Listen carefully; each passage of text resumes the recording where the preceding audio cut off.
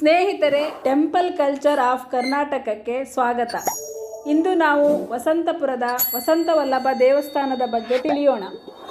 ವಸಂತವಲ್ಲಭರಾಯ ಸ್ವಾಮಿ ದೇವಸ್ಥಾನವನ್ನು ಶ್ರೀ ವಸಂತವಲ್ಲಿ ನಾಯಕಿ ಸಮೇತ ಶ್ರೀ ವಲ್ಲಭರಾಯ ಸ್ವಾಮಿ ಎಂದು ಕರೆಯುತ್ತಾರೆ.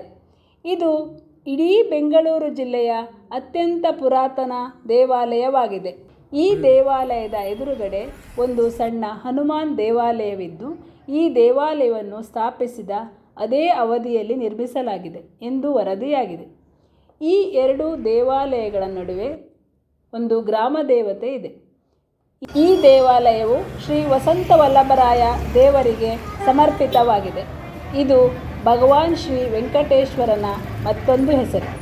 ವಸಂತವು ವಸಂತ ಋತುವಿಗೆ ಸಂಸ್ಕೃತ ಪದವಾಗಿದೆ. ವಲ್ಲಭ, ರಾಯ, ಸ್ವಾಮಿ ಭಗವಂತನ ಸಂಸ್ಕೃತ ಪದಗಳು. ಹೀಗಾಗಿ ವಸಂತವಲ್ಲಭರಾಯ ಸ್ವಾಮಿಯು ವಸಂತ ಋತುವಿನ ಅಧಿಪತಿ ಎಂದರ್ಥ. ಈ ದೇವಾಲಯವು ಬೆಂಗಳೂರಿನ ದಕ್ಷಿಣದಲ್ಲಿ ಉತ್ತರಹಳ್ಳಿ ಹೋಬಳಿಯಲ್ಲಿ ಇದೆ. ವಸಂತವಲ್ಲಭ ದೇವಸ್ಥಾನ. ವಸಂತವಲ್ಲಭರಾಯ ದೇವಸ್ಥಾನವು ಭಾರತದ ಬೆಂಗಳೂರಿನ ವಸಂತಪುರದಲ್ಲಿದೆ. ಇದು ಹಿಂದೂ ದೇವರಾದ ವಿಷ್ಣುವಿನ ಇನ್ನೊಂದು ಹೆಸರಾದ ವಲ್ಲಭರಾಯ ದೇವರಿಗೆ ಸಮರ್ಪಿತವಾಗಿದೆ. ಇದು ಚೋಳ ಸಾಮ್ರಾಜ್ಯದ ಹಿಂದಿನದು. ವಸಂತಪುರದ ಬೆಂಗಳೂರು ನಗರದ ದಕ್ಷಿಣಕ್ಕೆ ಬೆಟ್ಟದ ಮೇಲೆ ನೆಲೆಗೊಂಡಿರುವ ವಸಂತವಲ್ಲಭರಾಯ ದೇವಾಲಯವು ಇತಿಹಾಸದ ದಾಖಲೆಗಳನ್ನು ಋಷಿ ಮಾಂಡವ್ಯನ ಕಾಲಕ್ಕೆ ಸೇರಿದ್ದು.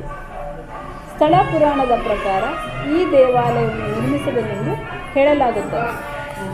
ಈ ವಲ್ಲಭರಾಯ ಸ್ವಾಮಿ ದೇವಾಲಯದ ಪಕ್ಕದಲ್ಲಿ ಭವಾನಿ ಶಂಕರನ ಹೆಸರಿನಲ್ಲಿ ಶಿವನಿಗೆ ಮತ್ತೊಂದು ದೇವಾಲಯವನ್ನು ಸಹ ನಿರ್ಮಿಸಲಾಗಿದೆ.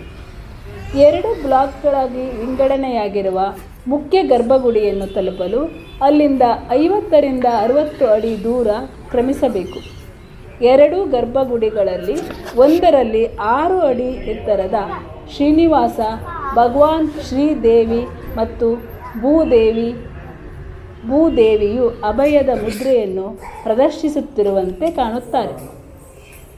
2ನೇ ಗರ್ಭಗುಡಿಯಲ್ಲಿ ಪದ್ಮಾವತಿ ದೇವಿಯು ವಸಂತ ನಾಯಕಿ ಎಂಬ ಹೆಸರಿನಲ್ಲಿ ಕುಳಿತಿದ್ದಾಳೆ.